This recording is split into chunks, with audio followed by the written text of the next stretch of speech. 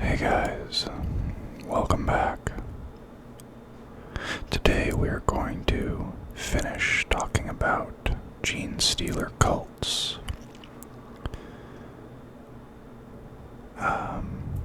If the audio for this video compared to the last Genestealer Cults video, which obviously is not the next video you'll be listening to, is different, it's because I did not like the way that video sounded.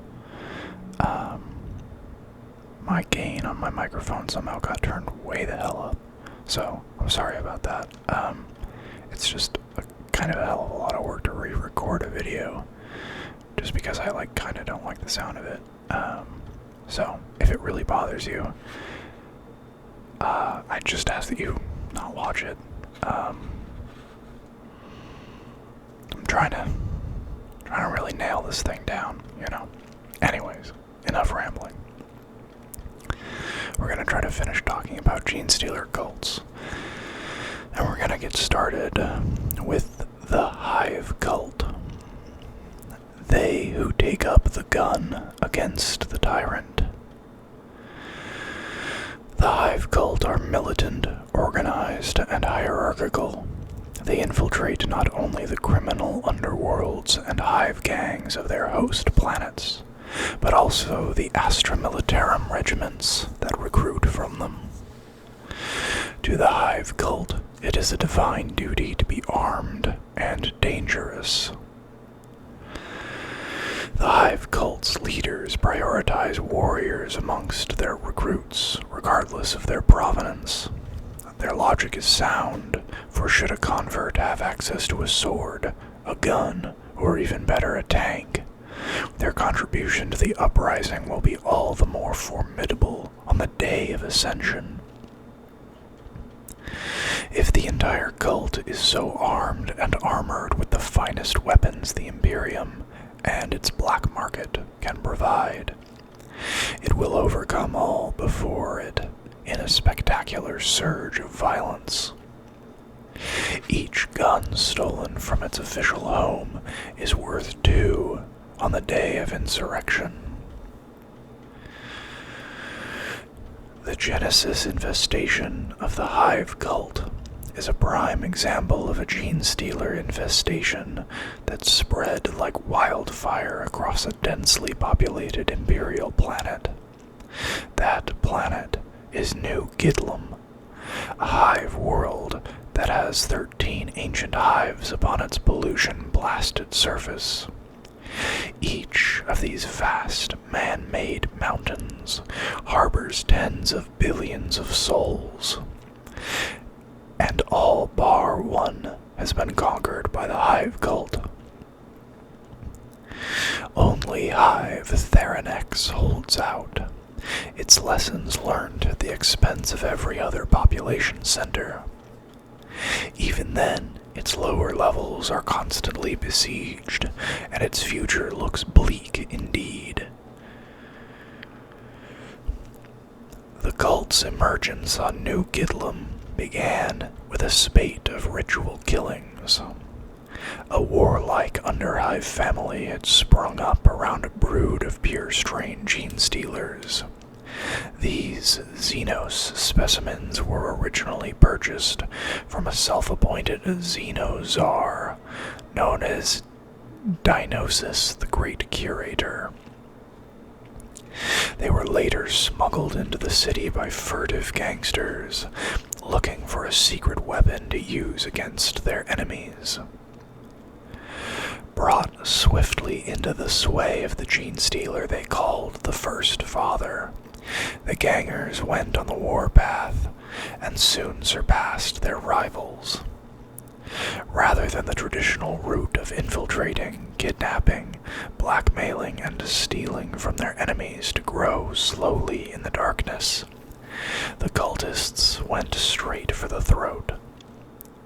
They slaughtered one rival gang after another, taking over large swaths of the area known as the Sump. The more dominant gangs that had established themselves in these lower levels saw what was happening and eventually put aside their differences to defend against the Hive Cult.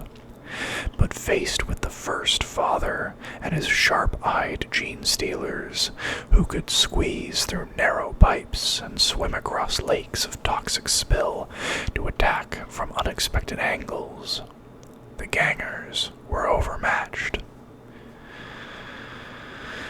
In the meantime, the aristocracy of the Hive had also been infected by the cult's savage ambition. Its magus, Vokor Mai, was at the center of this operation.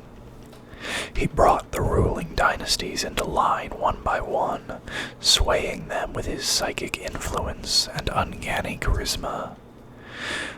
There was one, however, a rich hiver named Thorn, who habitually wore a helm of Xenos design, who did not fall to his wiles. In the hours of darkness, Vokor Mai shucked off his robes and assassinated Thorn whilst he was in his bathhouse, cutting the dignitary's throat with a razor-sharp symbol of the cult and leaving it as his calling card. It was the first of many such kills, each part of a wider initiative to remove obstacles from Mai's path. Though often half seen in the darkness, he was never caught. With those first acts of killing, the urban myth of the White Creeper was born amongst New Gidlam's aristocrats. When the cult grew large enough to spawn the neophyte assassin known as a Sanctus, Vokor Mai bade the operative to go into the Hive spires and kill those too intractable, or too physically powerful, to fall to his wiles. The legend of the White Creeper grew and spread from hive to hive, though in truth it was several individuals working in concert. Over time, gene sects were established in 12 of the 13 ancient hives, but the spread of the cult did not stop there. New Gidlam's principal human exports, skilled roachworm silkers and recruits for the Astra Militarum, spread the infection of the Hive Cult from the outer worlds of Segmentum Solar to its heartlands. With many Imperial Guard regiments recruiting from the gangers of those worlds, the Hive Cult spread ever further.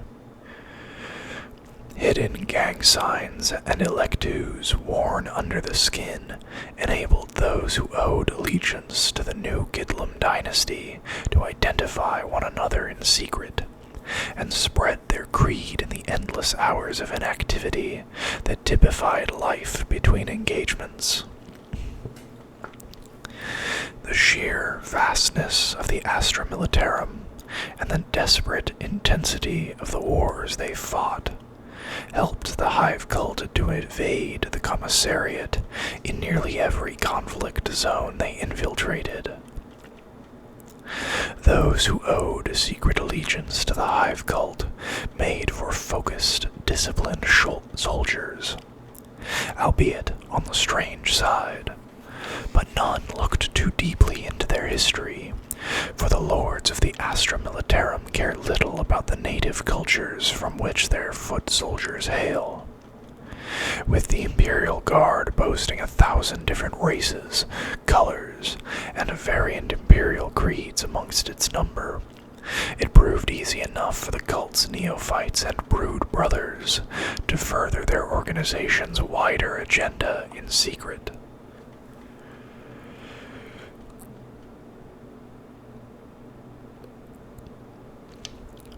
When the Hive Cult carry out an insurrection on a world, many of the in-system Astra Militarum regiments set to put down the uprising have the thousands of members bearing the worm form upon their skin.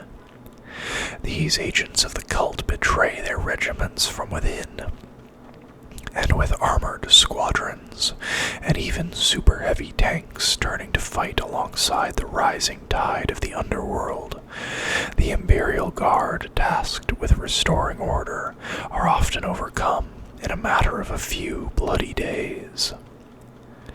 Those forces of the Adeptus Auroritas and Adeptus Astartes fighting alongside them find themselves suddenly betrayed, and with that betrayal a long time in the planning, it is usually as lethal as it is sudden.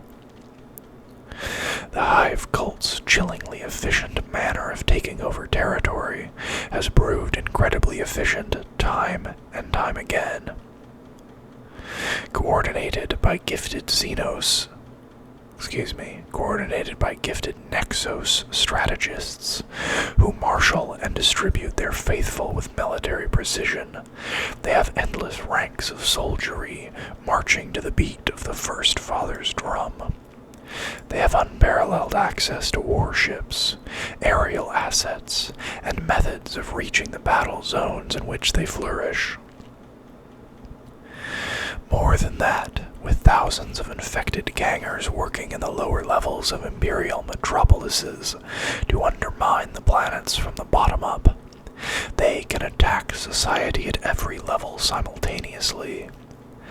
Some whisper that the Sol system itself has come under threat by the Hive Cult, for reports of their presence in Segmentum Solar are becoming ever more common.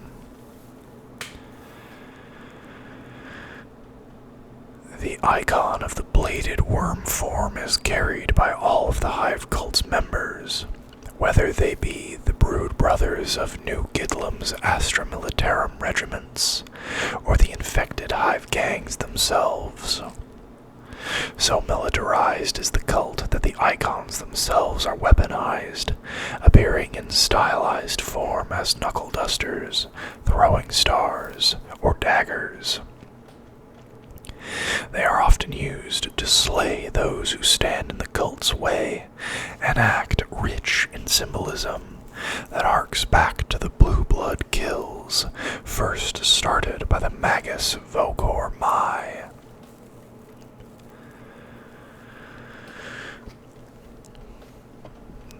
The Bladed Cog.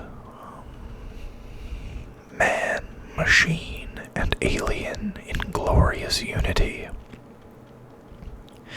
The cult of the Bladed Cog is born as much of metal as it is of raw human stock, and is further augmented by the extragalactic anatomies of the Tyranids. This great blend of human, Xenos beast, and war machine is a deadly threat to its Adeptus Mechanicus hosts. Fine Minister Gamma was once a humble planet, its people often referring to it as a cog in the great machine. Since its oppressed masses embraced new rulers from beyond the stars, that mantra has been abandoned, and the metaphorical cog turned into a weapon. Feynminster Gamma is no longer an underappreciated component of a galaxy-spanning empire, but instead the central hub of a new order, one devoted to slaughter and destruction in the name of an uncaring Xenos race. In the late 41st millennium, the macroclade army of tech priest Dominus Ovid Threncium, who would become known as the Great Miser, had arrived on Feynminster Gamma in force.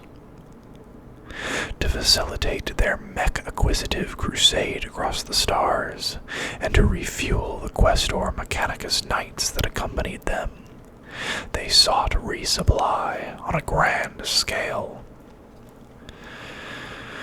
Yet the planet, despite their assumptions, proved to have a remarkably low energy yield, since the opening of a major warp storm in the neighboring Vacaden system Many of Feynminster Gamma's meager generatoriums have been running on emergency protocols simply to keep artificial lighting shining bright. The populace reasoned that if the baleful light of the empiric tempest was eclipsed by conventional lumens closer to home, none would stare too long at that celestial phenomenon, and hence countless citizens would be spared from madness and despair. When Ovid Thrensium found the paltry generatorium districts struggling even to keep the cities lit around the clock, his hopes of securing a forward base deeper into space were dashed. In consultation with his Fulgurite advisors, Thrensium decided to take a rich harvest of bioelectricity from the planet's living population instead.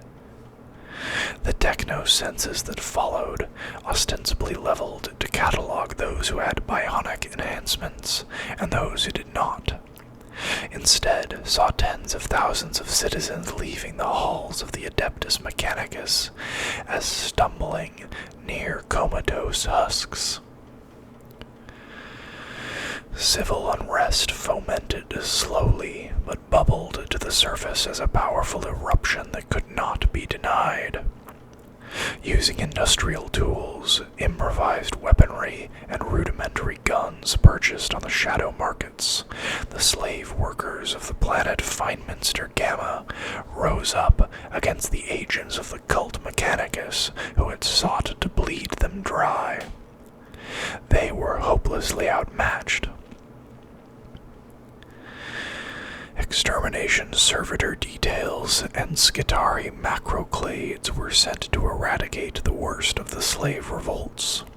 Though in his insatiable greed for more energy, Thrensium spared the lives of as many people as he could, and hence let the seeds of a new rebellion grow amidst the ashes. For a while, the Adeptus Mechanicus regained control, but the atmosphere of oppression and paranoia that resulted was fertile ground for the spread of an underground religion. When a pure-strain Genestealer was unwittingly borne to the planet's surface by the cargo freighter Red Spark, a widespread cult of deliverance was soon to follow. The xenoform was seen as proof that there were other cultures, even other species beyond the clouds, that were surely less cruel and tyrannical than the Adeptus Mechanicus. The crew of the Red Spark were adamant that salvation could be found in the worship of their unusual cargo. Slowly at first, but with gathering speed, whispers of a new deliverance movement spread through the populace. No longer would the cultists be content to be part of the same heartless and unceasing machine as their rulers. Instead, they would become a blade.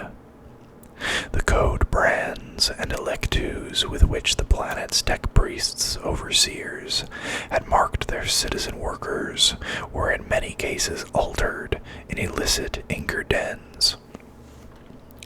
To jibe with the new imagery of the emergent cult. The Omnissiah's cog was adapted to better resemble the jag-spined emblem with which the creed marked out its faithful members. Slogan tattoos became common, worn across the collarbone or spine, each bearing a message that one of the Martian creed would consider shocking and blasphemous in the extreme. Every hour the forged temples of Feynminster produced a new clutch of battle tanks and servitor-pattern transports. These too were taken by the cult and daubed with its rebellious insignia. The common populace were not the only ones to fall under the spell of the cult of the Bladed Cog. Though it took the mental onslaught of the Patriarch itself to achieve it, many Skitari were brought into the embrace of the cult. Their electrospore signatures and noospheric auras gained them entry into many areas that should have been forbidden, and allowed the cult to spread unchecked. With these cyborg inductees gradually corrupting the brotherhood of their own clades, the seeds of the populace's grim salvation were sown. The day of ascension was triggered only when every parameter, run through exhaustive simulations by the ex-Skitarii Alpha, who acted as the cult's nexus, pointed towards victory. With mathematical precision, Thrensium's electrophagic regime was overthrown, the Tech Priest himself slain by a Sanctus biomutative bullet, so the cult's nemesis could know the terrible glory of unbound flesh before he died. On that day, the broodkin of the Bladed Cog swapped one set of cruel masters for another, though they are yet to learn that their new overlords ultimately answer to a force that is infinitely worse than that of their former masters. Where the cult Mechanicus seeks to unite flesh with metal, and in some cases replace one with the other, the cult of the Bladed Cog seeks to blend the stuff of the alien with that of the machine. Cyborgized bodies are common in the varied ranks of the Bladed Cog, their tortured anatomies as much metal, wire, and hydraulics as they are alien chitin and fused human bone. The bionic creatures that form the vanguard of each of the cult's uprisings are blasphemies against the Omnissiah, so shocking that they can stop one of Mara's faithful tech adepts or war servitors in their tracks. To truly blend one with the other is an impossible goal, for the Tyrannid is as alien and distant from the holy machine as it is possible to be. Yet that does not stop the Bladed Cog from pursuing their crazed agenda with the fervor of fanatics possessed of a new obsession. They depict their deity, the clawed Omnissiah, as having robotic pincers alongside the primary talon limbs that would be familiar to any Ordo Xenos Inquisitor or Deathwatch veteran. Some go so far as to join their armaments with their own bodies, undergoing painful surgery until they become one with their weaponry. Others begin life as dull-witted servitors, given new direction by the hypnotic gaze of a magus, or even the Patriarch itself, until their single-mindedness is turned towards destruction in the name of the cult.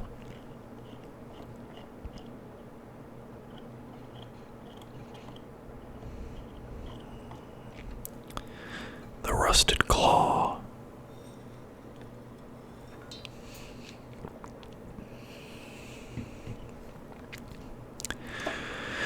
When all else rots, the cult alone will survive. The weather-beaten, rugged survivalists of the Rusted Claw are more at home on the open wastes than they are in the claustrophobic confines of an imperial underhive. They are the pioneers, the nomads, and the prospectors of their kind. The cult of the Rusted Claw is constantly on the move. Its adherents thrive on the fringes of imperial society rather than within its hidden heart, for they exemplify the cult's need to expand and settle fresh host populations wherever they can support a new gene sect or infestation. Their willingness to roam across the most hostile reaches of the Imperium in search of settlements means they are hardy and resilient in the extreme. Despite their disheveled appearance, a cultist of the Rusted Claw is a formidable opponent. They can go for weeks without food or water, work tirelessly under a under a volatile sun, or take a bullet and keep on fighting till day's end without slowing once. The cult can trace its beginning to the arid wastes of New Seam, a pliant on the eastern edge of the Ultima Segmentum. The miners who toil beneath New Seam's crust unearth hundreds of tons of precious metal from the planet's strata each day. The sickeningly rich upworlders who control their fate forbid the downtrodden laborers from keeping even the smallest portion of the wealth they dig out from the seams, let alone spending it. This prohibition causes a great degree of ire amongst the populace, who work their fingers to the bone in the name of uncaring masters. The back-breaking labor of their pig work yields them nothing more than food slops, nutrient paste, and a few hours of sleep a night. Some of the more precious metal they mine is smuggled away, for the eyes of the New Seam Mine Corps Servitoria's overseers cannot be everywhere at once. Those who are caught, however, are auto-flogged, hung by the neck until dead, and their mortal remains branded with the thief's rune as a salutary warning. The embittered underclasses of New Seam provide fertile ground for a new creed. When the pickaxes of a small work group dug through the remains of a buried space ship, the subsequent explorations awakened the Genestealer hibernating within. It was the beginning of the planet's slide into the abyss. Working in tandem with their rogue trader allies, the prospecting divisions of New Seam spread their worker populace from world to frontier world, and with each of its pioneering expansions, the dark secret at its fringes spread along with it. Most cults have humble beginnings, but those of the Rusted Claw embrace their disdain for material possessions to the point that it becomes a bitter refusal to accept that anything has lasting value, not even themselves.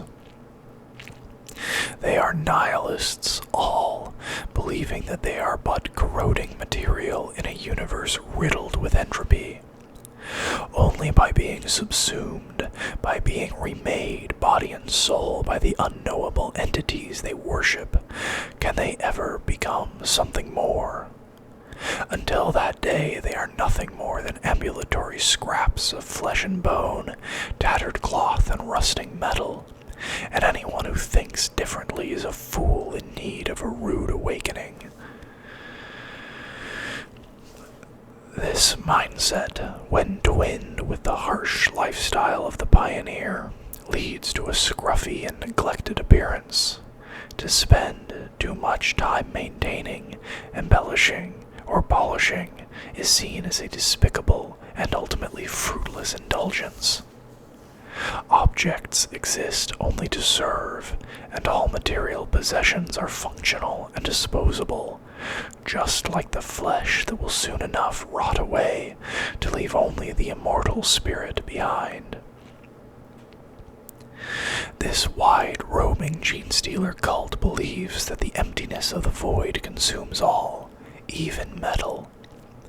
They see the tarnish of every coin and the rust that eats at every vehicle as divine entropy brought to their world by their hallowed patriarch, and they welcome its virulent spread.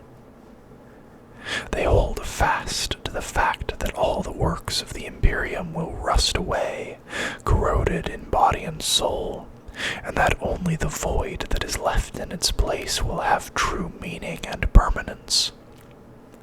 One day, they know, they too will become part of the nothingness beyond. In the meantime, they will speed the dissolution of all civilizations in any way they can.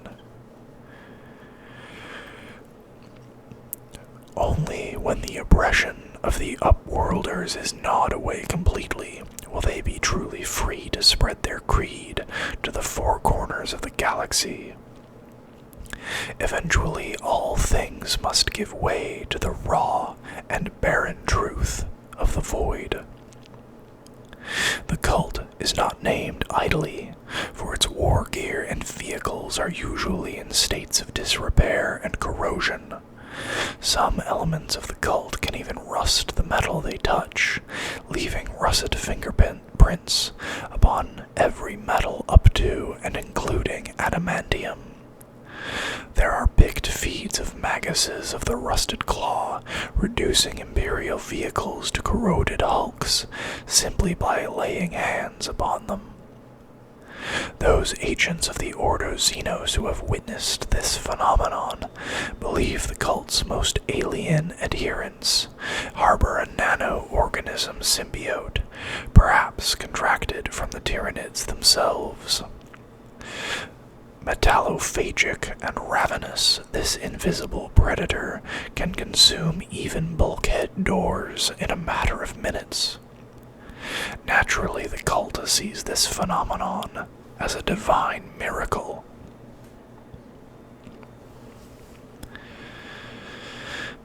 Typically, each of the cult's gene sects will breed a kellermorph, a specialist bioform that occurs far more frequently in the wide-ranging rusted claw than any other of its kind.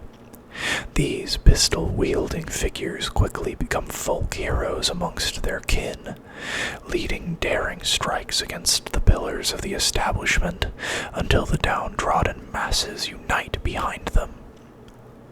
Being largely nomadic, the cult also has a high proportion of Atalan riders, who roam under the unforgiving suns of the frontier worlds in large mechanized gangs. While they wear leather coats and broad-brimmed hats, ostensibly as protection against the elements, they mainly serve to hide their hybridizations from prying eyes. The spies, saboteurs, and rangers of these subcultures use comlinks and even orbital communications to report their findings to their war leaders. This allows their primus and their kin to operate in secret, gently influencing events rather than leading from the front. Meanwhile, the magus will take position in the heart of a gene sect and guide their thralls psychically, that makes more sense, psychically, for they are still the mind behind the cult's expansion, and, unlike the kellermorph, always awaiting inevitable martyrdom, they are not so easily replaced. It was the kellermorph known as Golden Talon of the New Zeme Saints who first gilded one of his claws by dipping it in molten gold taken from the Palace of Commerce. This symbolic act of desecration was a potent reminder that though their ore masters might grind them down, in the fullness of time, the cult would take whatever it wanted, and nothing could stop them. Although the rusted claw eschew wealth, valuing body and soul above ephemeral concepts such as mortal possessions, they are more than happy to remind the overlords of those worlds they infest that their trinkets and gewgaws can be snatched from their weak hands, just as their breeding stock can be taken from them and turned to a higher cause with a single Genestealer's kiss. All is transient. We need but endure.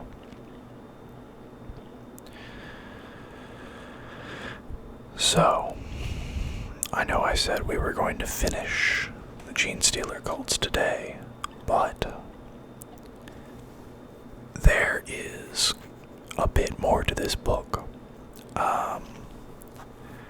And this video will go too long, I think, if I keep going. So we're going to stop here for today. I hope you guys enjoyed the video. If you did, please consider liking it, subscribing to the channel, and sharing the video. And I will see you guys next time. Bye-bye.